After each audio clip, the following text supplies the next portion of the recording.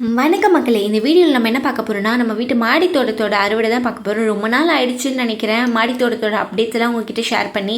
சரி, இன்றைக்கி ஷேர் பண்ணிவிடுவோம். என்னெல்லாம் அறுவடை செஞ்சோம், என்ன மாதிரி செடியெல்லாம் புதுசாக நடவு செஞ்சுருக்கோன்ற டீட்டெயில்ஸாக உங்ககிட்ட நான் வந்து ஷேர் பண்ணிக்க போகிறேன்.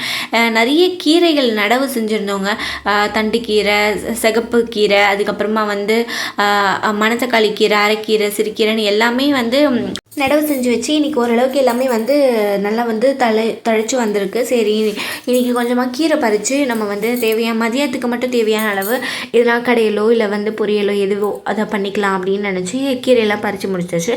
அதுக்கப்புறம் தெரிஞ்ச ஒருத்தவங்க வந்து எங்களுக்கு கத்திரிக்காய் கொஞ்சம் வேணும், உங்கள் வீட்டு மாடித்தோட்டத்தில் கத்திரிக்காய் நடவு செஞ்சுருக்கீங்க, நிறைய கத்திரிக்காய் அப்பப்போ எடுக்கிறீங்க, சரி எங்களுக்கு இந்த வாட்டி இந்த கத்திரிக்காவை கொடுங்க அப்படின்னு சொல்லி கேட்டதுனால அவங்களுக்காக வந்து நேற்றே வந்து நாங்கள் வந்து பறிச்சிட்டோம். ஏன்னா அவங்க நைட்டு வரேன்னு சொன்னாங்க. அதனால வந்து சாயந்தரமாக நாங்கள் பூ பறித்து முடிச்சுட்டு பறிக்கலான்னு போனோம்.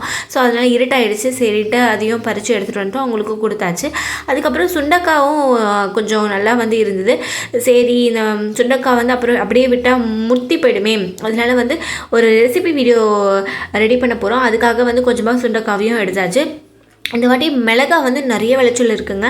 நாங்கள் தேவைக்கேற்ப மிளகாய் எல்லாமே பறித்து முடிச்சாச்சு. இருந்தாலும் சில மிளகாய் வெள்ளம் அப்படியே செடியிலே விட்டுட்டோம். சரி, பழுக்க விடலாம் அப்படின்னு சொல்லிட்டு விட்டாச்சு. அதுக்கப்புறம் சாமந்தி, செம்பருத்தி, அதுக்கப்புறமா வந்து கனகாம்பரம் எல்லாமே வந்து நல்லா பூத்து இருந்துச்சு. செம்பருத்தி மட்டும் காலையில் பூஜைக்கு யூஸ் ஆகணும், அதை பறித்து எடுத்தாச்சு.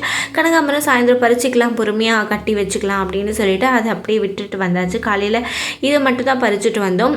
இந்த வாட்டி வந்து டிசம்பரும் வந்து நாங்கள் வந்து சின்னதாக செடி வச்சு அதை வந்து பராமரித்து வந்து நல்லா வந்து ஒரு கூட ஃபுல்லாக வந்து அந்த செடி வந்து நல்லா முளைச்சி சூப்பராக நல்லா அரும்புகள் டெய்லி பூக்குதுங்க, சூப்பராக பூக்குதுங்க. எங்கள் வீட்டு பாப்பாவுக்கு தான் டெய்லி டிசம்பர் வந்து கட்டி வைக்கிறோம். ஸோ இன்றைக்கி பூ வந்து மேலே இருக்க ஆண்டி எடுத்துக்கிட்டாங்க. ஸோ அதனால் வந்து சரி நம்ம நாளைக்கு எடுத்துக்கலாம் அப்படின்னு விட்டுட்டோம். நிறைய பச்சை மிளகா, நிறைய நீட்டு மிளகா இருக்கட்டும், அதுக்கப்புறம் குண்டு மிளகாலே இன்னொரு மிளகாவும் இருக்கும். அது கடைசியில் நீங்கள் இந்த வீடியோவில் பார்ப்பீங்க. எல்லாமே வந்து செம்மையாக வந்து காய்ச்சிருக்குங்க. சரி, முத்த விடலாம், பழுக்க விடலாம், அப்படியே செடியிலே இருக்கட்டும் அப்படின்னு சொல்லி விட்டாச்சு. நம்மளுக்கு தேவைக்கேற்ப நம்ம வந்து எடுத்துக்கிட்டோம். எடுத்தது போக தான் விட்டாச்சு அப்படியே செடியிலேயே.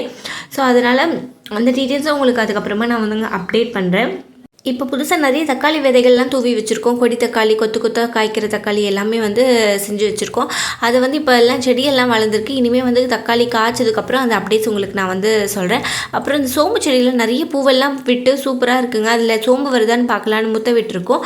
மருதாணி செடியில் நிறைய இலைகள் எல்லாமே துளிர் விட்டுருந்தது. சரி, தேவைக்கேற்ப மருதாணி இலையை பறிச்சுக்கலாம், மருதாணி வைக்க யூஸ் ஆகும்னு அதையும் கொஞ்சம் பறித்து எடுத்தாச்சு.